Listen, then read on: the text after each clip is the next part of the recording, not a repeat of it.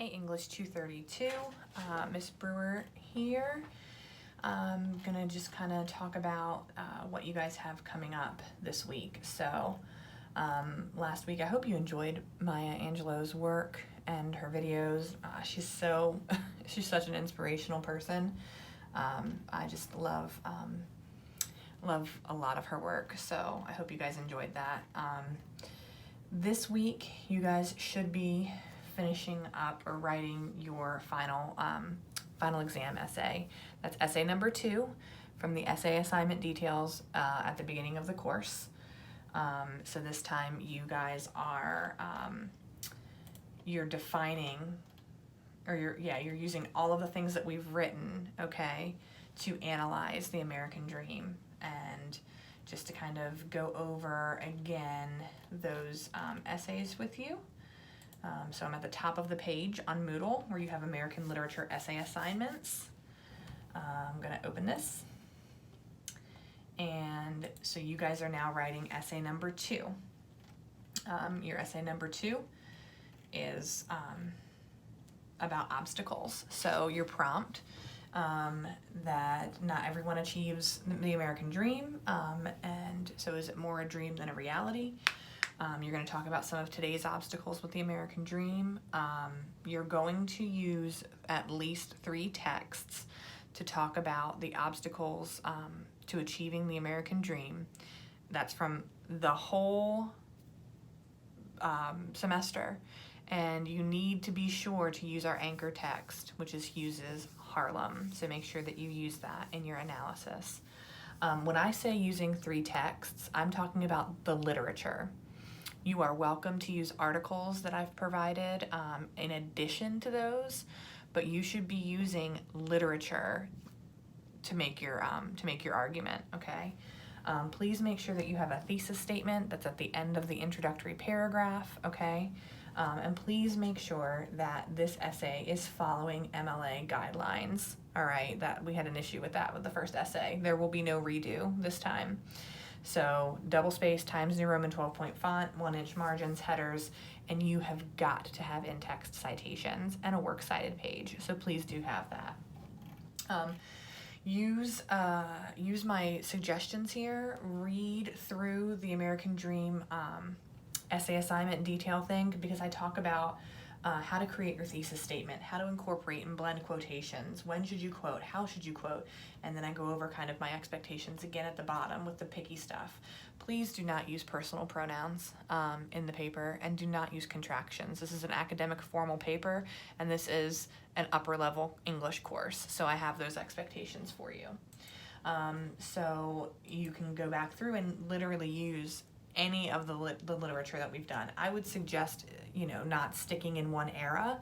I would suggest pulling from different eras, okay, to prove either, that it's real or it's not real, or how do we achieve it, or can it be achieved or can it not be achieved? What does the literature illustrate about the American dream? That's what you're answering, okay? So I do want you to organize your paper before you write it. So you will need to submit a basic outline. Make sure you have a thesis statement at the top, and then the outline should relate back to that thesis statement. I give you a template for that. You do not have to use my template, but you're welcome to if you want to, organize it really well. But just think of it as, which 3 pieces of literature are you going to really use to analyze it, and then what those pieces of literature show that prove or that relate back to achieving the American dream and the obstacles that come with that. So that is your final essay.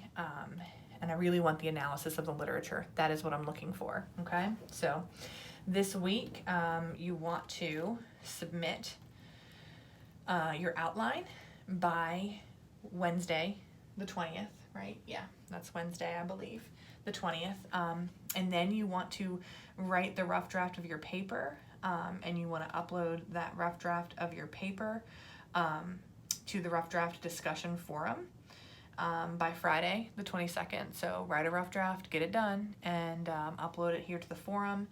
And then you'll create a thread that has your name in it, and you upload the Microsoft Word document of your rough draft.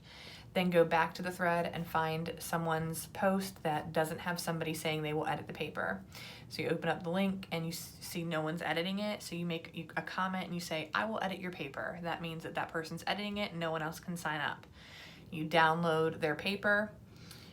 You use the insert comment feature in Microsoft to give them suggestions, make comments on their paper, save it, and then upload the edited paper for them. Okay, so that's super important that you do that. I'm not going to give you a peer edit sheet. So I do that in English 111. I'm not going to give you a peer edit sheet. Just do the comment feature. All right, make sure you're looking at that. And then next week, you guys have, you're going to put your edits up by Wednesday at the latest, the peer edits. And your final exam essay is due on Sunday, December 1st. If there are no in-text citations or works cited page, it will be a 0. I don't even read the paper if there are no in-text citations or works cited page, so please be advised of that. I highly suggest you utilize NetTutor and submit your paper there and get some really good feedback from them. But that is up to you. So do what you will with that, okay? We will have an extra credit opportunity in this class, and that will be the final week. So the final week, you guys are going to be analyzing some slam poetry, which is pretty American in its delivery. We're watching a whole bunch of American poets.